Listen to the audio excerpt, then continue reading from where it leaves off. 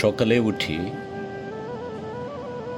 পড়িমড়ি করে কর্মক্ষেত্রে ছোটার আগে ব্যায়ামের জন্য সময় বের করা কঠিন। আবার কর্মক্লান্ত শরীরে সন্ধ্যায়ও ব্যায়াম করার সুযোগ হয় না। ফলে ফিটনেসের খাতায় স্কোর হয় 0।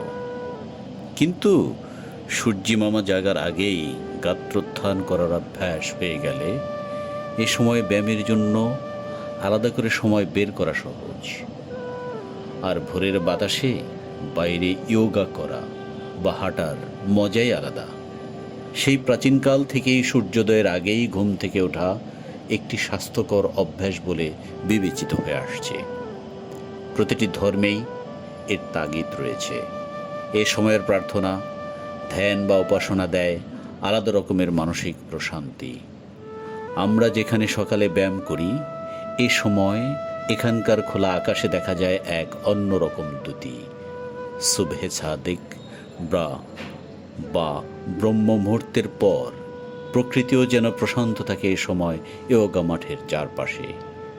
আলো আধারের আভায় পাখিদের ঘুম ভাঙা কিচিরমিচির ডাক, নাম জানা অথবা না জানা ফুলের সুবাস আর সবুজের সমারোহ যেন মনে তোলা দিতে থাকি ইয়োগার 1 ঘন্টা সময় ধরে।